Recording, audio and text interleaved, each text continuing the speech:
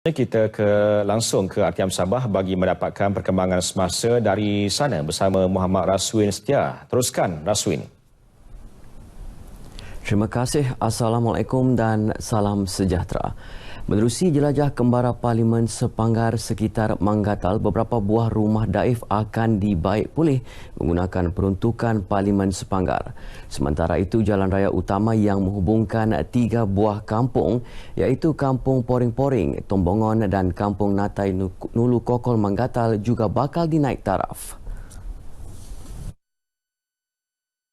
Ahli Parlimen Sepanggar yang juga Timbalan Menteri Dalam Negeri Datuk Muhammad Aziz Jaman berkata beliau akan memohon peruntukan daripada Kerajaan Negeri dan Persekutuan bagi membolehkan jalan raya tersebut dinaik taraf segera.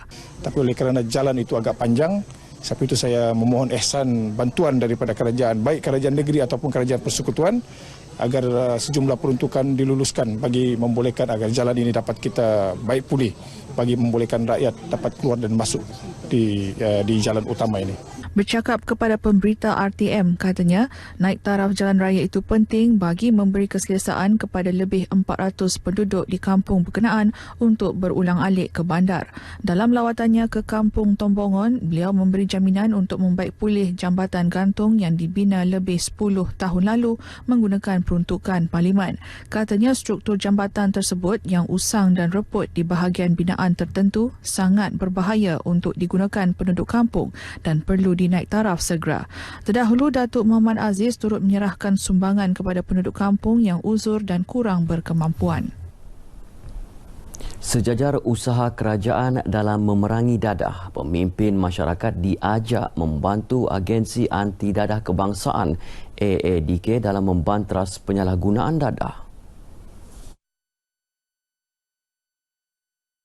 Menteri di Jabatan Perdana Menteri Datuk Liew View Keong berkata pemimpin masyarakat perlu terlibat secara langsung dalam setiap program AADK terutamanya dalam menangani isu sosial berkaitan dadah. AADK merupakan agensi utama kerajaan yang diberi mandat bagi mencegah, membantras dan memulihkan penagih dadah. Justru kerjasama dan pelibatan pemimpin masyarakat penting agar usaha memerangi dadah yang menjadi musuh utama negara mencapai matlamatnya. Beliau berucap demikian dalam majlis perasmian dan penutupan program Sayangi Hidup Elak Derita Selamanya di Sekolah Menengah Agama Tun Juhar Sandakan. Teks ucapan beliau dibacakan Pegawai Perhubungan Parlimen Batu Sapi, Adin Ismail. Program disertai 50 pelajar dari 10 buah sekolah menengah sekitar Sandakan. Dewan Bahasa dan Pustaka DBP Cawangan Sabah mengalu-alukan wakil rakyat di negeri ini untuk menyumbang dana bagi menjayakan program sumbangan ahli Dewan Undangan Negeri ADUN.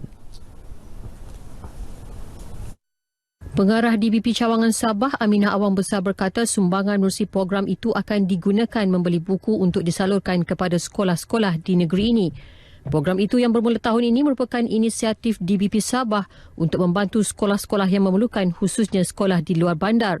Beliau berucap demikian dalam program ceramah bahasa dan taklimat kerjaya di Dewan SMK Desa Kencana, Tunku, Lahad Datu. Aminah turut menzahirkan ucapan terima kasih kepada Adun Tunku Asafal P. Alian kerana menyumbangkan sebanyak RM10,000 kepada program sumbangan Adun. Katanya Adun Tunku merupakan yang pertama menyumbangkan dana kepada program tersebut dan membuktikan keprihatinan beliau terhadap pembangunan pendidikan di Lahad Datu. Ke arah memperkasa peranan wanita khususnya golongan usahawan, Persatuan Usahawan dan Profesional Wanita Sabah, SWIPA, giat menganjurkan pelbagai program termasuk forum dan karnival dengan matlamat menambah ilmu perniagaan terhadap golongan berkenaan. Presidennya Datuk Aminah Amros berkata menerusi program yang dianjurkan juga pihaknya sentiasa menerapkan ilmu berunsurkan kemahiran teknologi bagi memastikan usahawan wanita mampu berdaya saing dalam memenuhi kehendak pasaran serta meluaskan rangkaian perniagaan dalam era global ketika ini. Jelas beliau, kewujudan teknologi dan inovasi memberi peluang kepada wanita untuk bergiat secara aktif dalam membina sistem lebih inklusif, perkhidmatan cekap dan infrastruktur mampan sekaligus mempercepat pencapaian matlamat pembangunan mampan serta kesaksamaan jantina.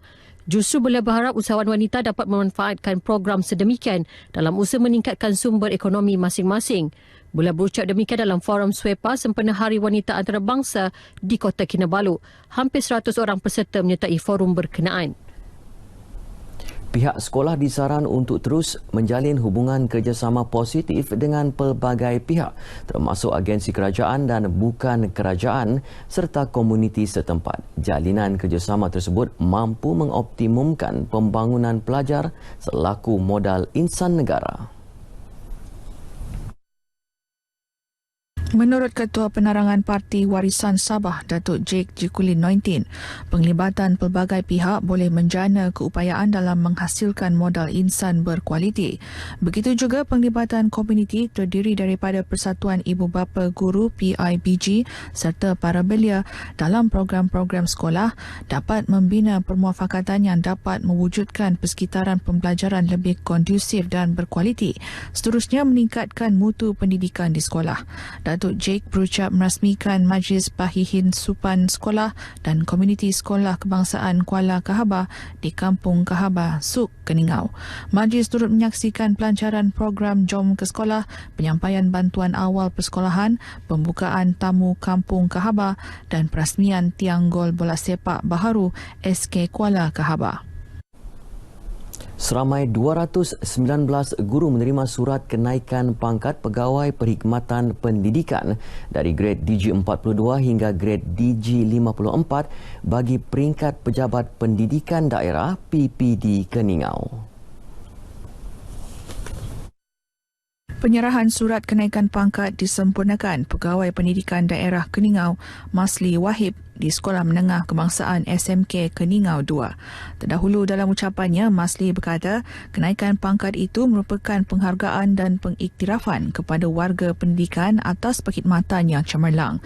Beliau mengingatkan para guru agar terus komited melaksanakan tanggungjawab sebagai pendidik demi melahirkan modal insan berkualiti dan berprestasi tinggi. Kemudahan tamu mingguan masih menjadi pilihan utama orang ramai berbanding pasaraya untuk membeli dan menjual pelbagai produk makanan dan hasil pertanian khususnya dari luar bandar pada harga berpatutan. Tinjauan kru RTM di Perkarangan Tamu Koperasi Pembangunan Desa KPD di Kota Kinabalu mendapati penduduk di kawasan bandar gemar membeli produk pertanian di Tamu kerana kebanyakan produk yang dijual adalah produk yang sukar didapati di pasaraya besar. Kalau kita lihat di sekitar Tamu ini, mana-mana yang dijual itu adalah kebanyakannya daripada luar bandar, yaitu sayur-sayur, buah-buahan dan sebagainya. Dan kalau kita lihat di pengunjung-pengunjung, kebanyakannya adalah daripada kawasan bandar. Jadi sudah tentunya mereka memerlukan produk-produk ataupun hasil-hasil pertanian yang daripada luar bandar ini. Kalau tamu sekarang beli banyak pilihan, mau apa balang dari kampung punya semua pun ada. Ada mula lagi, boleh tahu harga lagi, itu harga macam boleh lunding . Tamu KPD semua boleh dapat dengan harga murah. Semua, bukan lada hitam saja, semua produk kampung, semua boleh dapat murah. Dibandingkan dengan di supermarket, kau boleh dapat supermarket, dibandingkan dengan di luar, memang KPD kan dia akan jual murah. Kadang kan dorang mau something yang fresh and affordable. Para usahawan yang ditemui juga berasa teruja memasarkan produk tempatan Sabah dan juga produk pertanian yang diusahakan sendiri. Di sini spesialnya kita boleh merasakan kita punya sendiri punya produk.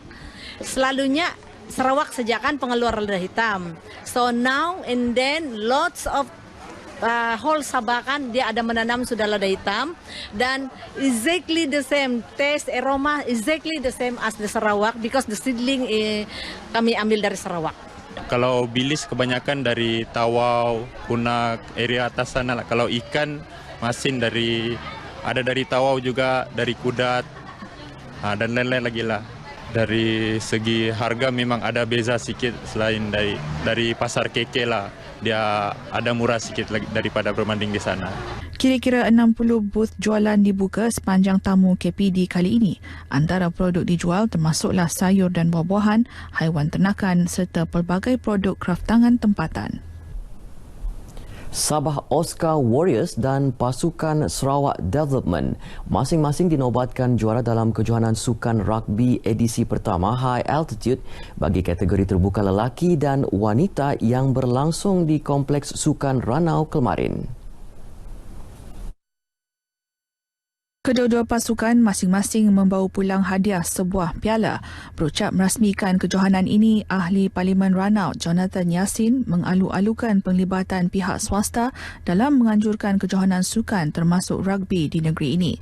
Menurut beliau, pengalaman yang dimiliki pihak swasta dalam penganjuran sesuatu kejohanan dapat meningkatkan lagi mutu sukan rugby sekaligus berupaya mencungkil bakat pemain baharu untuk diketengahkan di peringkat kebangsaan dan antarabangsa. Sebanyak 12 pasukan lelaki dan 6 pasukan wanita termasuk dari Sabah, Sarawak dan wilayah Persekutuan Labuan menyertai kejohanan sehari itu. Antaranya pasukan Eagle Development, Black Crow, VRC dan pasukan Sukma 2020. Paparan tadi mengakhiri bahan berita dari Sabah pagi ini. Kembali kepada Muhammad Syah Musa di Angkasa Puri. Silakan.